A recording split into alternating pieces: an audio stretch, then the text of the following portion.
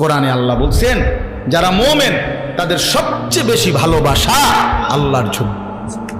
কার জন্যে? বান্দা যখন আল্লাহকে পুরা ভালোবাসে, আল্লাহও বান্দাকে পুরা ভালোবাসে। এই ভালোবাসা যখন পূর্ণ হয়, আল্লাহ আর ওই বান্দারে জমিনে থাকতে দেয় না, নিজে ডাইকা নিজের কাছে নিয়ে যায়। হ্যাঁ হ্যাঁ, ইয়া আইয়াতুহান নাফসুল মুতমাইন্না ইরজিই ইলা রাব্বিক রাদিয়াতাম মারদিয়া। আল্লাহ তখন নিজেই ডাক দেয়, হে পবিত্র আত্মা আমার, তুমি আমি রবের কাছেই ফিরে চলে আসো, আমিও তোমার উপরে সন্তুষ্ট, তুমিও আমার উপরে সন্তুষ্ট। রাদিয়াতাম মারদিয়া। বান্দা যখন জমিন থেকে বলে আল্লাহ আমি আপনাকে ভালোবাসি, আমি আপনার উপরে রাজি, আসমান থেকে আর শাজিম থেকে আল্লাহ বলে বান্দা আমিও তোর উপরে রাজি। এবার বান্দা যখন বলে আমিও রাজি, আল্লাহ বলে আমিও রাজি। এবার আল্লাহ নিজেই ডাক দেয়, তাইলে আর জমিনে থাইকা লাভ নাই, আমার বান্দা আমার কাছেই চলে আসো। ফাদখুলি ফি ইবাদি ওয়াদখুলি জান্নাতি। আল্লাহ ডাক দিয়ে বলে বান্দা আমার এমন মোহাব্বতের আরো কিছু বান্দা ওইখানে আছে, ওইখানে ঢোকো, একসাথ হয়ে আমি আল্লাহর জান্নাতের মধ্যে আসো। হ্যাঁ ছেলেরা, ভাইয়া, বাবারা, আপনারা মনে করেন না আমরা বেকুব? হ্যাঁ, আপনি বেকুব ভাইবেন না আমরা রে। দুনিয়া নিয়ে কামড়াই না, কামড়া কামড়ি করি নাই বন্ধু, বেকুব মনে করছো তুমি? হ্যাঁ, আমরা পড়ালেখা করি নাই, চিরা খাইয়া বড় হইছি, বুঝবো না কেন? আর 10 জন যদি ভাত মাছ খাইয়া বড় হয়, তো আমরা কি ওটা বন্ডুটি খাইয়া বড় হয়েছি নাকি? এটা বুঝতাম না কেন? হ্যাঁ, তুমি চালাক হয়ে গেছো, সারাদিন সারা রাত নর্তকীর ছবি উলঙ্গ নাচ দেখা তুমি যুবক চালাক আর আমি বোকা। আমি আজকের সারাদিনে 5 ওয়াক্ত নামাজ জামাতের সাথে পড়ছি, আমি বেকুব না? তুমি চালাক, তুমি মানুষের বাড়ি দেখা চালাক, তুমি নর্তকী দেখা চালাক, তুমি উলঙ্গ ছবি দেখা চালাক। এই ফালতু চুলের মডেল, এটা বুঝি বুদ্ধিমান? এটা বুঝি বুদ্ধিমান? কার থেকে নিছ? কার থেকে? কোনোদিন জিজ্ঞাসা করছুনি সেলুনওয়ালারে যে ভাই এটা কার চুল? পৃথিবীর কোন সভ্য, ভদ্র, মার্জিত, রুচি সম্পন্ন, বিবেকবান, আরে হুজুর বাদ দেন, কোন দার্শনিক, পণ্ডিত, গবেষক, ইতিহাসবিদ, রাজনীতিবিদ, ডাক্তার, ইঞ্জিনিয়ার, সমাজসেবক, জনদরদি, এমন কারো চুল নিয়ে গুলো? কিছু মাতাল, তার সিরা, পাগলের চুল ছাড়া আর কারো চুল নাই এগুলা বেটা। আমি চ্যালেঞ্জ করলাম বেটা, এখন দাঁড়ায় বল না এটা যে হুজুর আমার এই বিশ্রী চুল এটা কোনো বিবেকবান, কোনো ভদ্রলোকের চুল? দাঁড়াও, এখন বলো, বলো এখন যদি প্রমাণ করতে পারো, আমি তোমার সামনে 50 বার কানে ধরে বটনি লাগাবো। এই মোবাইলে ভিডিও হইব, দেখো কার মতো জিন্দিগি সাজলা। এত বড় রসুলকে বাদ দিয়া কোন পাগল ছাগলের কাছ থেকে স্টাইল নিলা? হ্যাঁ, বেউকুফ বেটা, কি পড়ালেখা করছো? এতটি বাংলা, অঙ্ক, ইংরেজি, পদার্থ, জীব বিজ্ঞান পড়া নিজে অপদার্থ হইয়া রইলা। কিতা পড়ছো? এখনো নিজেরই চিনলা না, আল্লাহ চিনলা না, মুনির চিনলা না। মিয়া কোত্থেকে আসলাম, কেন আসলাম, কি করছি, কি করা উচিত, কিছুই আমি জানি না। এটা কি পড়ালেখা করলো আর কি শিখলো? এতে পড়লো কি, শিখলো কি? এটি হ্যাঁ খরচ হলো কার পিছনে? বলেন বলে। বন্ধুর দিকে চাইও না, সামান্যায় ভালো হইতে দেয় না, সাবধান।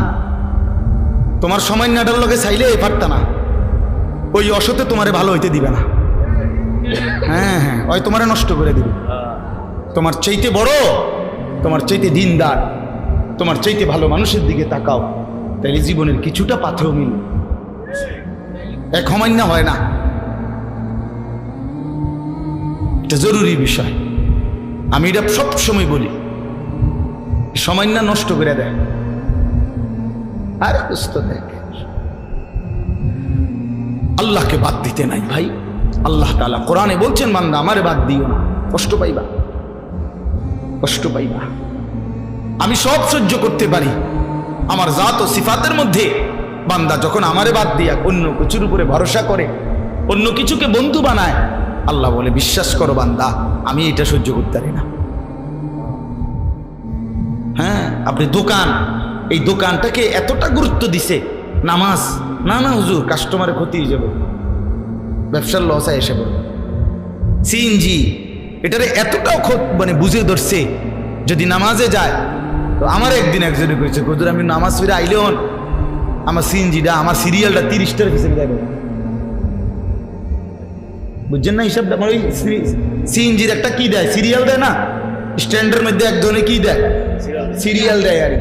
আর সিরিয়াল পিছনে যাবো নামাজ পড়তে গেলে, তার মানে সিএনজি তোর খোদা, তোর খোদা সিএনজি, তোর খোদা অটো, তোর দোকান তোর খোদা, আপনার ফুতের বিদেশের টাকা আপনার খোদা। এই জন্য সুদে পারো, কিস্তিতে পারো, জানলে পারো, হারাম আরে আল্লাহ বলছে সুদ হারাম, রাখো মিয়া, কিস্তি হারাম, আর থো মিয়া হুজুর মিয়া, আমার টাকা দরকার, আল্লাহর কথা বাদ দেন।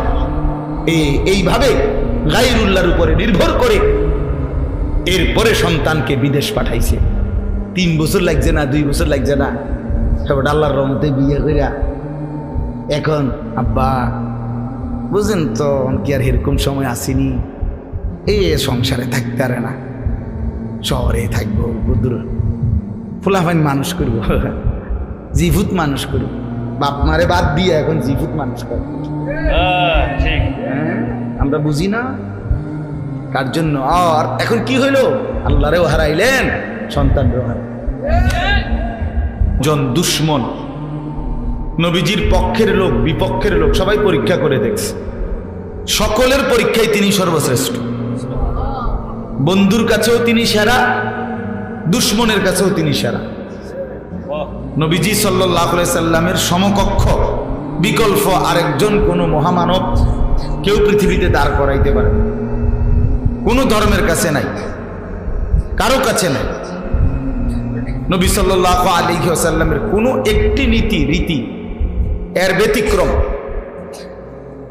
অন্য কোনোটা এর চাইতে সুন্দর, এর চাইতে যুক্তিসঙ্গত, এরকম কিছু পৃথিবীতে এখন পর্যন্ত প্রমাণিত হয়নি।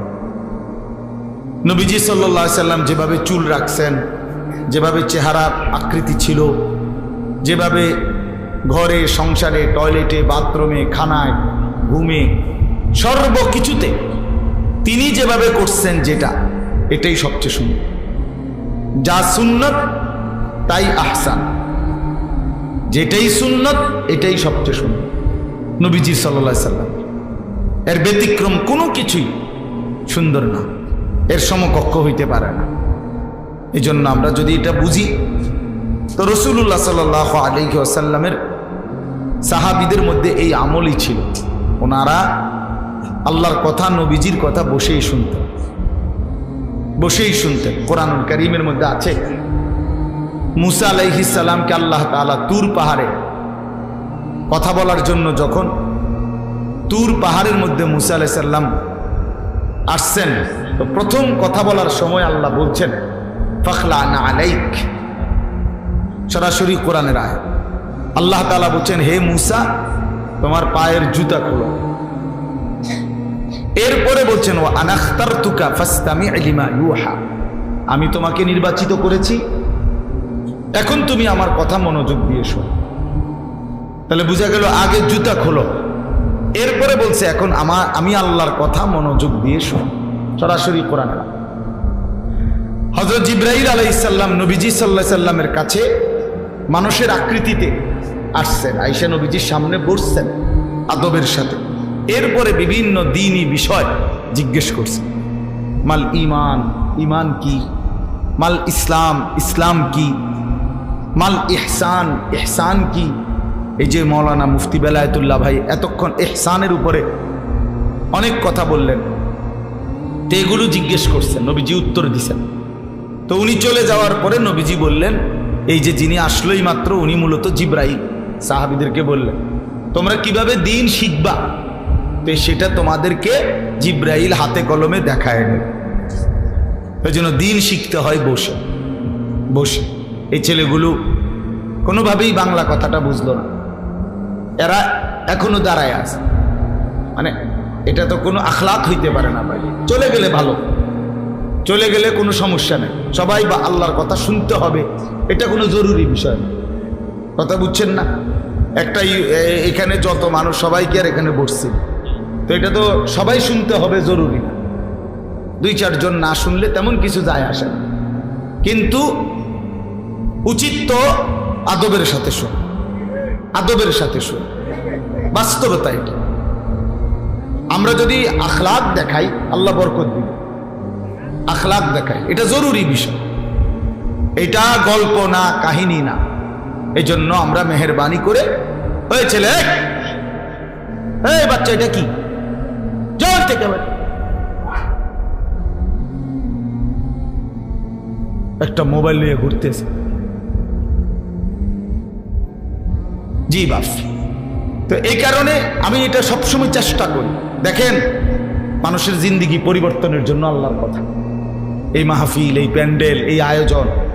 আপনি এই পোস্টারটা হাতে নিয়ে দেখেন, অনেক দামি পোস্টার, এই যে অনেক উন্নত মানের কাগজে। তাহলে কি পরিমাণ খরচ করছে এই প্যান্ডেল, এই পোস্টার, এই মাইক, ওলামায়ে কেরামের দাওয়াত, সব কিছু মিলাইয়া যথেষ্ট পরিমাণ খরচ আছে কিনা কেন?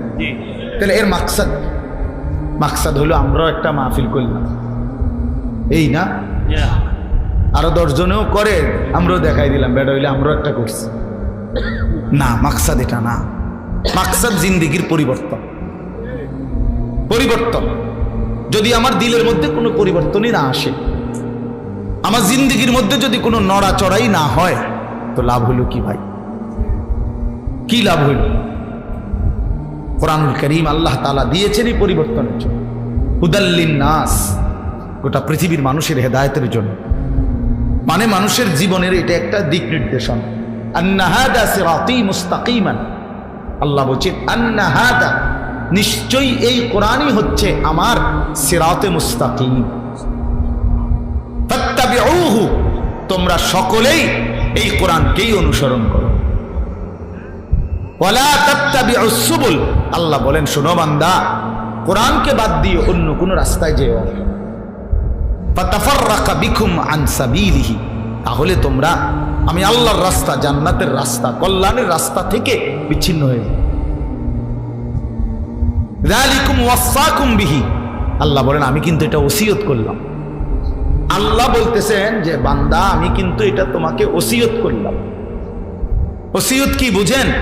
মানুষ মৃত্যুর পূর্বে শেষ অবস্থায় যে কথাগুলো বলে, এগুলোরে কি কয়?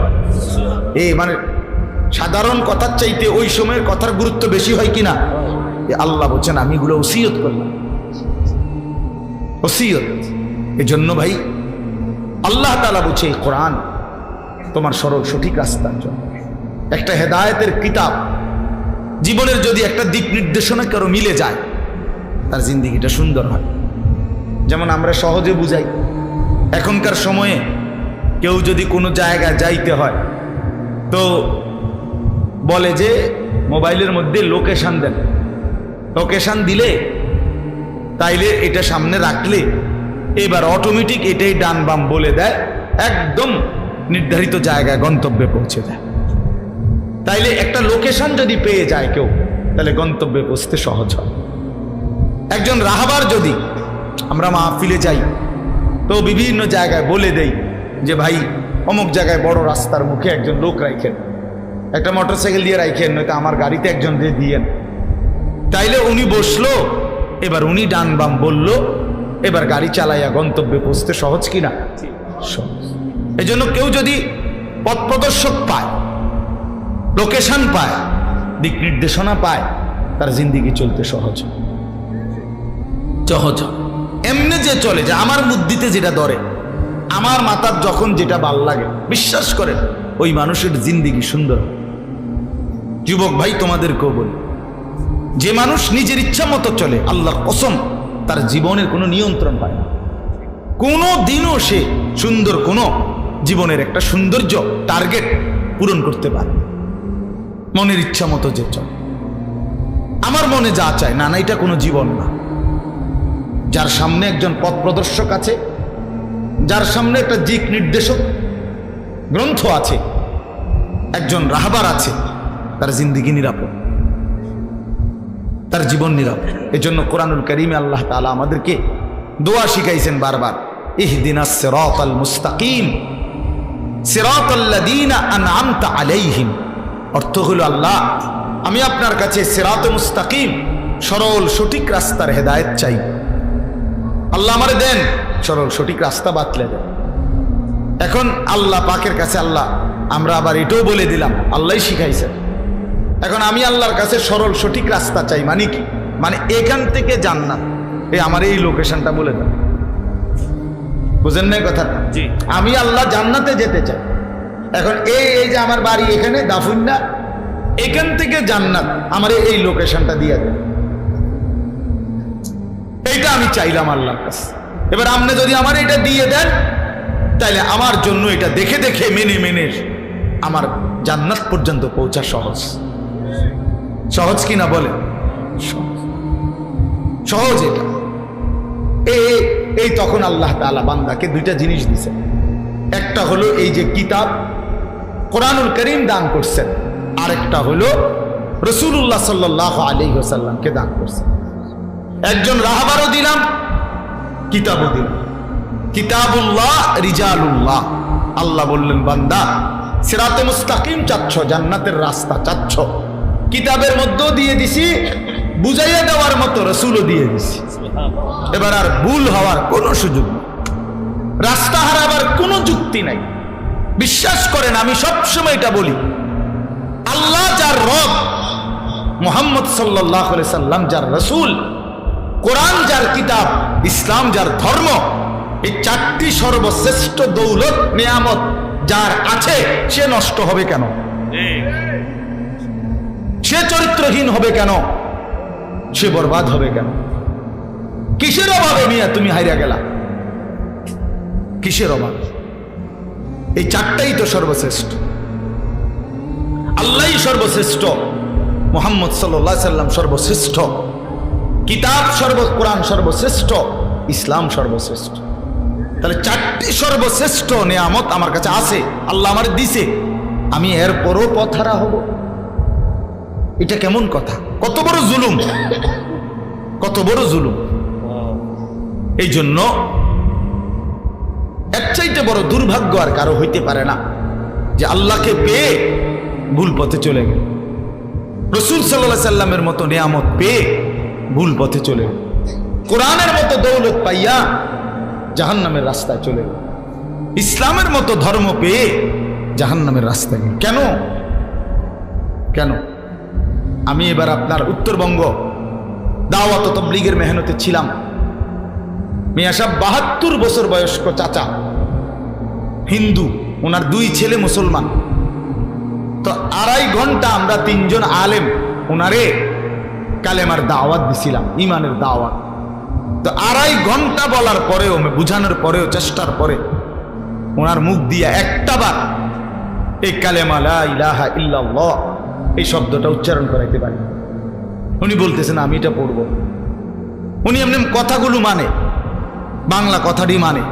উনি বলছে ঈশ্বর অদ্বিতীয়, ঈশ্বরের কোনো অংশীদার নাই, এটা উনি কয়, কিন্তু লা ইলাহা ইল্লাল্লাহ এটা কইতে রাজি।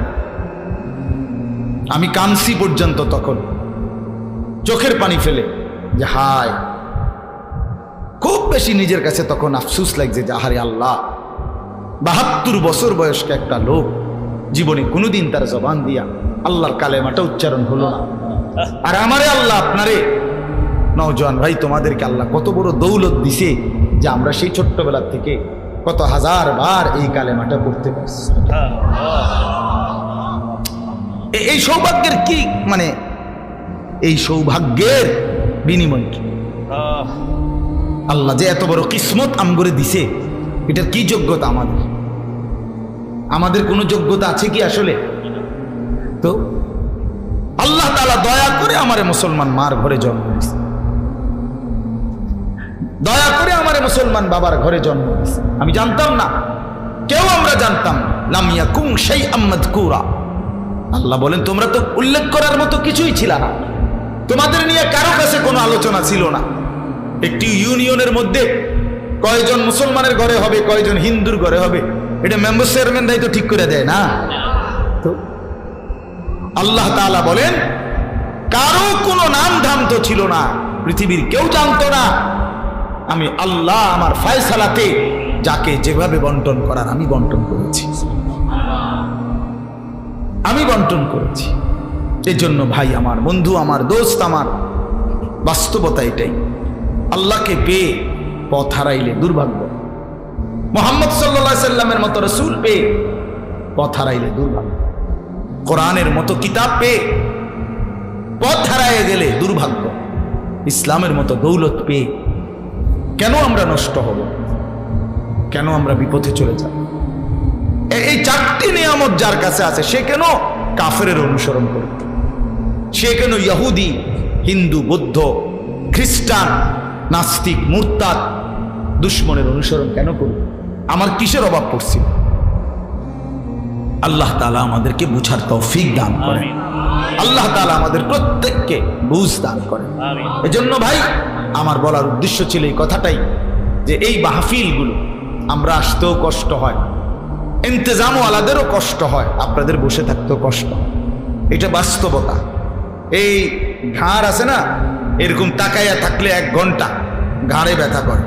আমিও তো অনেকের বড় বড় আলেমদের বয়ান শুনি, তখন তো আমারও বুঝি যে এরকম যে একটানা তাকায় থাকলে কষ্ট আছে, ঘাড়ের মধ্যে কি লাগে, কষ্ট লাগে, ব্যথা লাগে।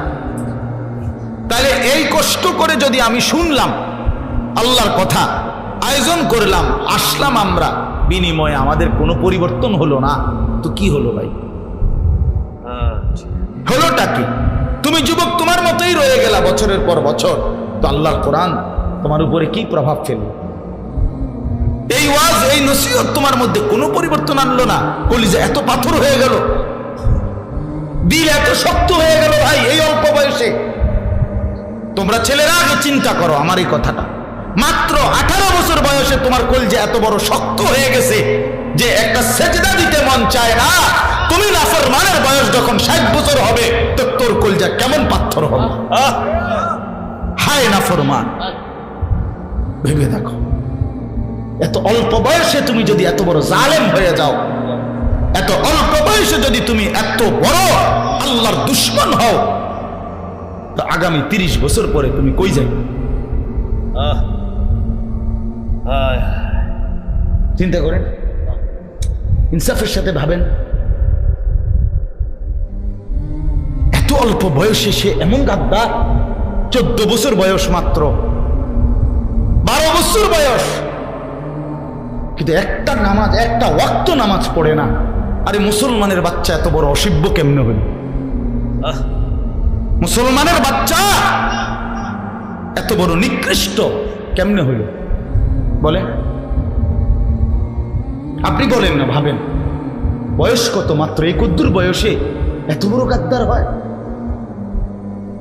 আল্লাহর সাথে এত বড় বিদ্রোহ। আল্লাহ তাআলা কোরআন কারীমের মধ্যে বলছে, বান্দা আমার লগে লড়াই করে এত পারতাম না। পারবে আসলে? আল্লাহর সাথে লড়াই করে, যুদ্ধ করে আমরা পারবো আসলে? তো আল্লাহর হুকুম অমান্য করে কার সাথে লড়াই করছেন? কার বিরোধিতা করছেন ভাই আমার? ছেলেরা বলো ভাইয়া। বেলায়েত ভাই বলছেন নামাজের কথা, কেন নামাজ পড়তে মন চাবে না? আমি মুসলমান না? নবী সাল্লামের 23 বছরের এই মেহনত আমাদের জন্য, তো সেটা যদি আমরাই প্রত্যাখ্যান করি তো গ্রহণ করবে কে? বলেন না। নবীজি সাল্লাল্লাহু আলাইহি সাল্লামের চুল, দাড়ি, লেবাস, পোশাক, হাঁটা চলা, খানা পিনা, আহার, নিদ্রা, পেশাব পায়খানার সুন্নাত, এগুলো যদি আমাদের পছন্দই না হয় তো এই নবীজির 23 বছরের মেহনত কার জন্য? কাফেরের জন্য না, হিন্দু বৌদ্ধের জন্য।